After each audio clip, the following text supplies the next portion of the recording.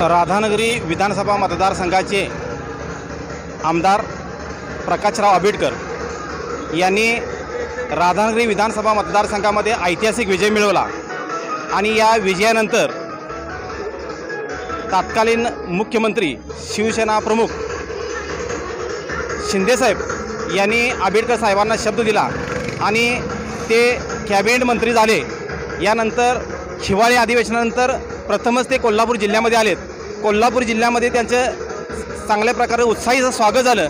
यानंतर राधानगरी विधानसभा त्यांचं स्वागत होतं आहे आणि या निमित्तानं आपण राधानगरी जनतेची घेतलेली प्रतिक्रिया जाणून घेत आहोत। एक प्रमुख नेते कसबावाळे ग्रामपंचायतीचे प्रथम लोकनियुक्त सरपंच अशोकराव फरागटे यांच्याशी आपण वार्तालाप करणार आहोत।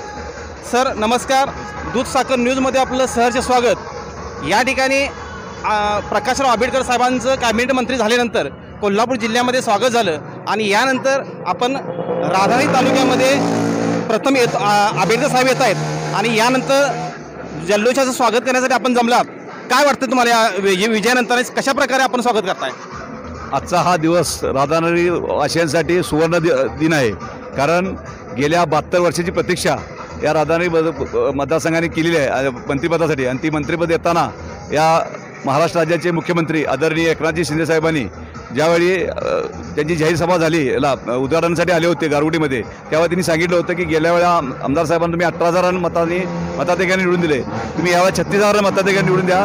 त्यांना नामदार करायची जबाबदारी त्यांनी घेतली होती। त्यांनी आपला शब्द खरा करून दाखवला आणि त्यांनी आम्हाला राज्यमंत्री याविषयी कॅबिनेटमध्ये दिल्यामुळं संपूर्ण राधानगरी आणि बुद्रुक मतदारसंघ अगदी खुश आहे। खऱ्या अर्थानं मुख्यमंत्री कसा असावा हे अगदी चांगल्या प्रकारे त्यांनी दाखवून दिलेलं आहे आणि त्याच पद्धतीनं आमचे आमदार यांनी जी 10 वर्षे केलेलं काम आहे त्याचीच ही पोचपावती आहे।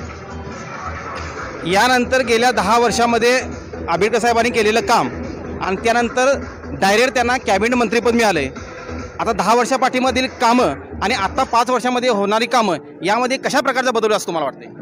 निश्चितच आमदार असताना त्यांनी 10 वर्षामध्ये अगदी 5,000 कोटीच्या वरती निधी आणलेला आहे। जर आमदार असताना ते 5,000 कोटी निधी आणू शकत असतील तर ते आता आमदार असताना हा विचार करण्याच्या पलीकडे गोष्ट आहे। म्हणजे त्याचं धापड पकडलं तर 25,000 कोटीच्या पुढे ह्या मतदारसंघाला ते निधी आणतील निश्चित ही खात्री आहे। आणि या मतदारसंघामध्ये बरीच प्रश्न आहेत, पर्यटनाचा असेल, जे पाण्याचा असेल, जे प्रश्न असतील ते त्यांच्या डोक्यात आहेत ते करतीलच। पण निश्चित ह्या मंत्र्याचा आमच्यानुसार राधानगरीसाठी उपयोग होणार नाही, तर निश्चित आपल्या संपूर्ण महाराष्ट्रासाठी एक चांगलं मंत्रिपद दिल्यानंतर त्याचं कसं ते कोणत्या प्रकारचं मंत्रिपद आहे अजून सुद्धा आम्हाला खातं माहीत नाही, पण जे खातं असेल त्याचं निश्चित सोनं केल्याचं ते राहणार नाहीत।